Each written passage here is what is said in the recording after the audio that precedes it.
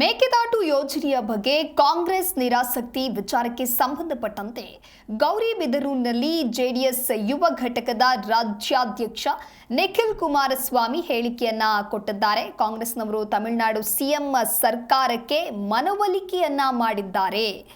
ರೈತರಿಗೆ ಒಳ್ಳೆಯದಾಗಬೇಕು ಅನ್ನೋದೇ ನಮ್ಮ ಉದ್ದೇಶ ಅಂತ ಹೇಳಿ ಗೌರಿಬಿದನೂರಿನಲ್ಲಿ ನಿಖಿಲ್ ಕುಮಾರಸ್ವಾಮಿ ಈ ರೀತಿಯಾಗಿ ಹೇಳಿಕೆಯನ್ನ ಕೊಟ್ಟಿದ್ದಾರೆ. ಇನ್ನು ನೀವು ಅನುಮತಿಯನ್ನ ತೆಗೆದುಕೊಂಡು ಬನ್ನಿ, ನಮ್ಮದು ಏನು ಅಭ್ಯಂತರ ಇಲ್ಲ, ಅಂತಿಮವಾಗಿ ರೈತರಿಗೆ ಒಳ್ಳೆಯದಾಗಬೇಕು ಅನ್ನೋದಷ್ಟೇ ನಮ್ಮ ಉದ್ದೇಶ. ನೀರಾವರಿ ಯೋಜನೆಯ ಬಗ್ಗೆ ಕುಮಾರಣ್ಣ ದೇವೇಗೌಡರಿಗೆ ಕ್ರೆಡಿಟ್ ಸಿಗಲ್ಲ ಅನ್ನುವಂತಹ ವಿಚಾರಕ್ಕೆ ಸಂಬಂಧಪಟ್ಟಂತೆ ಇದು ರೈತರ ಜೀವನದ ಪ್ರಶ್ನೆ ಅಷ್ಟೇ. ಹಾಗಾಗಿ ತಮಿಳು ಸರ್ಕಾರದ ಜೊತೆಗೆ ಕೂತು ಚರ್ಚೆಯನ್ನ ಮಾಡಿ ಅನುಮತಿಯನ್ನ ತೆಗೆದುಕೊಂಡು ಬರಲಿ. ಮೇಕೆದಾಟು ಪಾದಯಾತ್ರೆ ಮಾಡಿದ್ದು ನಾವೆಲ್ಲ, ನಮ್ಮ ನೀರು ನಮ್ಮ ಹಕ್ಕು ಅಂತ ಹೇಳಿ ಮಾಡಿದ್ದು ಉಪಮುಖ್ಯಮಂತ್ರಿ ಡಿಕೆಶಿ. ಹಾಗಾಗಿ ಅವರಿಗೂ ಅಷ್ಟೇ ಜವಾಬ್ದಾರಿ ಇದೆ, ಅನುಮತಿ ಕೊಡಿಸಲಿ, ಮುಂದುವರಿಯಲಿ ಅನ್ನುವುದಾಗಿ ಚಿಕ್ಕಬಳ್ಳಾಪುರ ಜಿಲ್ಲೆಯ ಗೌರಿಬಿದನೂರಿನಲ್ಲಿ ನಿಖಿಲ್ ಕುಮಾರಸ್ವಾಮಿ ಈ ರೀತಿಯಾಗಿ ಹೇಳಿಕೆ ಕೊಟ್ಟಿದ್ದಾರೆ.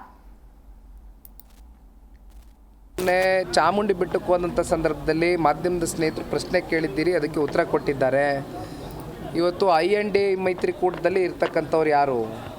ಒಂದು ಕಡೆ ಕಾಂಗ್ರೆಸ್ನವ್ರು ಇದ್ದಾರೆ, ಜೊತೆಯಲ್ಲಿ ತಮಿಳುನಾಡಿನ ರಾಜ್ಯ ಸರ್ಕಾರ, ಅಲ್ಲಿನ ಮುಖ್ಯಮಂತ್ರಿಗಳು, ಅಲ್ಲಿನ ಪಕ್ಷ ಇವತ್ತು ಕಾಂಗ್ರೆಸ್ನವ್ರ ಜೊತೆಗೆ ಕಳೆದ ಸಂಸತ್ ಚುನಾವಣೆಯಲ್ಲೂ ಕೂಡ ಜೊತೆಯಲ್ಲಿ ನಿಂತಿರ್ತಕ್ಕಂಥದ್ದನ್ನ ನಾವು ನೋಡಿದ್ದೇವೆ.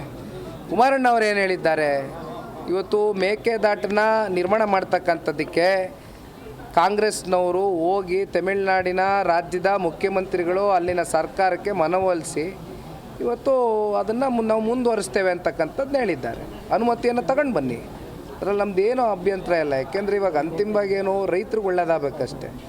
ನೀರಾವರಿ ವಿಚಾರಕ್ಕೆ ಸಂಬಂಧಪಟ್ಟಂತೆ ಎಂದು ಕೂಡ ಸನ್ಮಾನ್ಯ ದೇವೇಗೌಡರಾಗಲಿ ಕುಮಾರಣ್ಣ ಅವರಾಗಲಿ ಇಲ್ಲಿ ಯಾರ ಕ್ರೆಡಿಟ್ ಕ್ಲೇಮ್ ಸಿಗುತ್ತೆ ಸಿಗೋದಿಲ್ಲ ಅಂತಕ್ಕಂಥ ಪ್ರಶ್ನೆ ಅಲ್ಲ, ಇದು ರೈತರ ಜೀವನದ ಪ್ರಶ್ನೆ.